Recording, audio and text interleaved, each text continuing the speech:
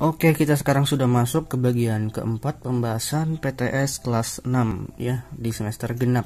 Kita mulai dari nomor 16. Sebuah makanan mempunyai kemasan berbentuk balok dengan ukuran 20 x 8 x 5. Jika disediakan kardus dengan ukuran 60 x 60, berapa makanan yang dapat dikemas dengan kardus tersebut? Nah, jadi caranya kita cari dulu berapa luas permukaan dari kemasannya yang berbentuk balok tadi. Kemudian setelah itu kita cari berapa luas permukaan dari kardus yang disediakan. Kemudian kita bagi antara luas permukaan kardus dengan luas permukaan kemasannya tadi. Maka nanti akan didapatkan berapa jumlah makanan yang bisa dimasukkan ke dalam kardus dengan ukuran 60 x 60. Kalau untuk balok ya, luas permukaannya itu adalah 2 dikali dengan panjang kali lebar, kemudian ditambah dengan panjang kali tinggi, kemudian ditambah dengan lebar dikali tinggi. Nah, kunci untuk menghafal ini sebenarnya sangat mudah, karena dalam balok itu ada P, ada L, ada T. Nah, untuk luas permukaan ketiga-tiganya ini harus saling bertemu. Kemudian setelah saling bertemu dia dikali dengan 2. Misalnya seperti P, dia sudah bertemu L dan dia juga sudah bertemu dengan T. Nah, kalau kita lanjutkan, maka untuk yang ini kita tinggal masukkan aja angka-angkanya. Panjangnya katanya 20 kali 8 ditambah dengan 20 dikali 5 ditambah dengan 8 dikali dengan 5. Nah, kalau kita totalkan yang di dalam kurung, berarti ini jadinya 160 ditambah dengan 100 ditambah dengan 40. Nah, yang dua ini 140, berarti 140 ditambah 160 itu adalah 300 ya. Jadi 2 kali 300. Maka untuk luas permukaan yang kotak pertama tadi yang berbentuk balok itu adalah 600 cm kuadrat. Nah, ternyata kan katanya dia mau dimasukkan ke dalam sebuah kotak dengan luasnya itu 60 kali 60. Jadi kalau kita hitung 60 kali 60 ini berapa? 60 kali 60 itu adalah 3600. Nah, jadi tinggal dibagiin aja. 3600 dibagi dengan 600. Maka hasilnya adalah 6. Jadi banyak makanan yang bisa dimasukkan itu adalah 6 buah, ada di opsi yang A. Nah, kemudian kita masuk ke nomor 17. Hitunglah luas permukaan bangun ruang di samping. Nah, kira-kira gambarnya seperti ini. Ada sebuah kubus dan di atasnya ada setengah bola. Jadi caranya udah jelas. Pertama kita cari aja dulu luas permukaan kubusnya. Jadi untuk luas permukaan kubus itu adalah 6 sisi kuadrat. Jadi langsung dimasukkan aja. 6 kali sisinya itu 40 ya. 40 kuadrat. Jadi 6 dikali dengan 1600. Maka untuk luas permukaannya itu 6 kali 16 96. Nah, 9600 cm kuadrat. Kemudian kita cari benda yang di atasnya ini, yaitu setengah bola. Jadi untuk luas permukaan setengah bola berarti setengah ya, karena di setengah bola di depannya kita letak juga setengah, itu dikali dengan 4 pi r kuadrat. Kita tinggal masukkan yang diketahui dikali dengan 4, pi-nya kita pakai 3,14 ya. Karena untuk jari-jarinya itu sudah pasti tidak bisa bulat kalau dibagi dengan 7. Dikali dengan 20 kali 20 ya. Jari-jarinya 20 ya, setengah dari panjang si kubus ini. Nah, ini bisa kita coret ya. Jadi tinggal 2. Nah, ini cara mudahnya 2-nya kita kalikan ke sini, 20-nya sama 20. Jadi kalau ini kita kalikan 6,28, kemudian 20 kali 20 itu 400. Di sini ada 2 angka di belakang koma, di sini ada 2 nol. Jadi 2 nolnya kita coret dengan tujuan menghilangkan angka di belakang koma. Jadi tinggal 4 dikali dengan 628. Nah, kalau 2 ini kita kalikan, hasilnya adalah 2512 cm kuadrat. Nah, apakah bisa langsung kita jumlahkan antara luas permukaan kubus dengan luas permukaan setengah bola tadi? Tidak bisa. Karena apa? Karena di sini ada luas permukaannya yang ditutup oleh si bolanya. Ya, kalau kita teliti lagi, tentu yang di sini, nah, yang kena daripada permukaan si bola ini tidak kelihatan mata. Jadi karena dia tidak kelihatan oleh mata, berarti luas permukaannya tidak ada. Jadi kita harus mengurangkan dengan luas lingkarannya. Nah, kalau kita cari untuk luas lingkarannya, itu tentu seperti biasa pi r kuadrat. Nah, untuk pi-nya kita pakai juga 3,14 dikali dengan r-nya 20 kali 20. Ini jadinya 3,14 dikali dengan 400. Hasilnya adalah 1256 cm kuadrat. Jadi ingat, kalau ada yang ditimpa-timpa seperti ini dan menghitung luas permukaan, tentu luas permukaannya tidak terhitung di bagian sini karena secara logika saja dia sudah tidak kelihatan oleh mata kita. Jadi untuk menghitung luas permukaan totalnya, luas permukaan totalnya.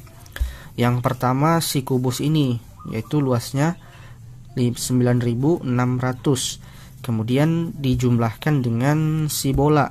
Setengah bola tadi dia 2.512. Nah, kemudian dikurangin dengan luas permukaan yang tidak kelihatan karena terjadi himpitan tadi, dikurang dengan 1256. Maka kalau kita selesaikan operasi hitungnya, untuk luas permukaan totalnya adalah 1085 cm kuadrat, ada di opsi yang B. Nah, kemudian kita masuk lagi ke nomor 18. Ibu mempunyai botol minum berbentuk seperti gambar di samping. Berapa luas permukaan botol air ibu? Nah, kalau kita lihat di gambarnya, kalau ini nggak jelas, lihat gambar di layar aja ya. Kalau kita lihat di gambarnya ini ada dua tabung. Yang pertama tabung botolnya dan yang kedua itu tabung dari tutup botolnya. Seperti soal sebelumnya, kita cari aja dulu untuk luas permukaan dari tabung yang besar atau tabung pertama. Kita ibaratkan di sini tabung pertama. Yang pertama harus kita pahami luas permukaan. Berarti luas permukaan dari setiap sisi yang ada pada tabung. Di awal materi mengenai bangun ruang kita udah belajar kalau tabung itu mempunyai 3 sisi. Yang pertama sisi alas, sisi atas, dan sisi selimutnya. Nah, ingat ya, ada sisi alas sama sisi atas. Untuk luas sisi alas sama sisi atas tentu ukurannya itu sama. Maka untuk luas permukaannya kita juga mengikuti sisi-sisi yang terdapat pada tabung tadi. Untuk sisi alas sama atas karena sama, langsung aja buat 2 kali. Nah, sisi alasnya kan lingkaran, berarti 2 kali luas si lingkaran. Luas lingkaran rumusnya apa? Luas lingkaran rumusnya pi r kuadrat. Kemudian ditambah. Loh, kok ditambah, Kak? Ya kan tabung punya 3 sisi. Selain sisi alas sama sisi atasnya, dia juga punya sisi selimut. Untuk sisi selimut itu rumusnya adalah 2 pi rt. Nah, setelah dapat konsepnya ini, ya udah kita tinggal masukkan angka-angka yang diketahui. 2 dikali pi. Nah, pi-nya ini kita pakai 22/7 karena nanti diameternya 14. 22/7 kemudian dikali dengan 14. Kok 14, Kak? Ya ini kan diameternya 28. Jadi jari-jarinya 14 dikali 14 ditambah dengan 2, pi-nya juga 22/7 dikali dengan 14 dikali t-nya itu 20. Nah, ini kita coret jadinya tinggal 2. Ini juga bisa dicoret tinggal 2. 2 kali 2 44. 44 kali 2 itu 88. Itu hasilnya adalah 1232 ditambah dengan ini juga 44 kali 288 kali 20 jadinya 1760.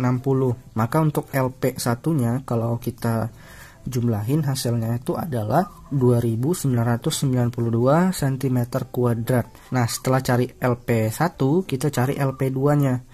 LP2 nya tentu punya si tutup botolnya. Nah, sama aja sih caranya karena sama-sama tabung. Tulis ulang aja, 2 pi r kuadrat ditambah dengan 2 pi rt. Nah, sekarang pertanyaannya, di sini ada himpitan antara dasar tutup botolnya dengan luas atap botolnya. Jadi kalau berhimpitan kira-kira ini kelihatan nggak oleh mata? Tentu nggak kelihatan. Jadi untuk yang di sebelah sini itu tidak dihitung luas permukaannya. Nah, yang tidak hitung itu tentu sebesar luas alas si tutup botol. Ini kan luas alas si tutup botol kan kecil aja, tapi luas atapnya masih dihitung. Nah, maksudnya 2 tadi ini karena alas ditambah dengan atap. Sekarang alasnya nggak dipakai untuk yang tutup botol ini. Jadi kita tidak perlu kali dengan 2 karena kita hanya menghitung luas yang atasnya saja pada tutup botolnya. Jadi kalau sudah seperti ini kita tinggal masukkan pi-nya juga 22/7. Nah, untuk jari-jarinya berapa nih? Karena ini dia sampai di setengahnya, berarti diameternya 14. Berarti setengahnya lagi di sini untuk jari-jarinya, yaitu adalah 7. Jadi kali 7 ditambah dengan 2 kali 22/7 kali 7 kali tingginya udah diketahui, yaitu 5. Jadi ini dicoret ya. Ini lebih kecil angkanya, lebih enak. 22 kali 7 154 ditambah dengan 2 kali 22 44 kali 5 220. Jadi totalnya untuk LP2 ya. Totalnya untuk LP2 kita pisahin dulu. Totalnya untuk LP2 itu 374 cm kuadrat. Nah, kemudian ada satu lagi yang harus kita hitung, yaitu sisi yang bermasalah tadi, yang tidak kelihatan tadi. Besarnya itu adalah seluas alas dari tutup botol. Alasnya itu adalah lingkaran, jadi kita pakai luas lingkaran. Jadi 22/7 dikali tadi jari-jarinya 7 ya untuk yang tutup botolnya. Nah, jadi luas alas yang tidak kelihatan itu adalah sebesar 154. Sekarang gimana kita menotalinnya? Nah, untuk menotalinnya atau untuk menghitung luas permukaan total, kita tinggal pakai logika aja. Tadi seluruh luas botol ini kita udah cari di LP1 itu 2992. Kemudian untuk luas tutupnya kita juga udah cari 374. Nah, ternyata di sini ada sisi yang tidak kelihatan. Kita juga udah cari luasnya itu 154. Jadi dikurang 154. Kok dikurang, Kak? Karena di luas permukaan 1 kita tidak memperhitungkan yang tidak kelihatan ini. Jadi 2992 ini sudah termasuk sisi yang tidak kelihatan. Jadi harus kita kurangin. Nah, kalau kita hitung seluruh jumlahnya adalah 3212 cm kuadrat, ada di opsi yang B. Nah, kemudian kita masuk ke nomor 19. Volume air kolam renang seperti gambar di samping adalah, nah ini dia kalau kita gambar kolam renangnya. Di sini kalau kita balikkan seperti ini adik-adik. Sekarang kan posisi kolam renangnya tertidur seperti ini. Nah, kalau kita balikkan dia seperti ini, maka bentuknya itu adalah prisma trapesium. Ingat, prisma trapesium. Dan yang ditanya itu adalah volume. Konsep untuk menghitung volume itu adalah luas alas dikali dengan tinggi. Karena dia prisma trapesium, maka luas alasnya adalah luas trapesium. Dan untuk tingginya, kalau kita balik seperti ini, maka yang 10 ini itu adalah tinggi dari prismanya. Jadi kalau kita kerjakan aja langsung ya, untuk luas alasnya itu luas trapesium, kalau adik-adik lupa itu A tambah B dalam kurung dikali dengan tinggi prisma dibagi dengan 2. Jadi ini pun dikali dengan tinggi prisma. Ini kita buat TP aja biar beda ya. Nah, A tambah B, kalau kita balikkan maka yang atasnya ini, yang bawahnya ini. Berarti 1 ditambah 2. Karena dalam satuan meter yang 100 sama 200 langsung aja kita ubah ke meter.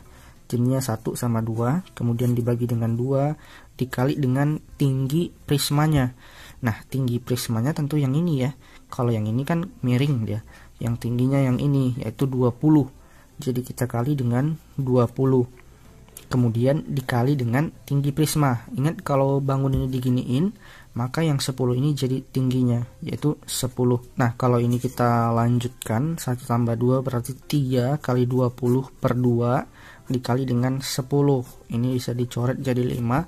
3 kali 20, 60. 60 kali 5 adalah 300. Jadi untuk volumenya 300 meter pangkat 3. Nah, kemudian kita masuk ke nomor 20. Ini soal terakhir di bagian ini dan juga di bagian ABC. Jadi untuk video selanjutnya kita udah masuk ke bagian esai. Ini soal cerita.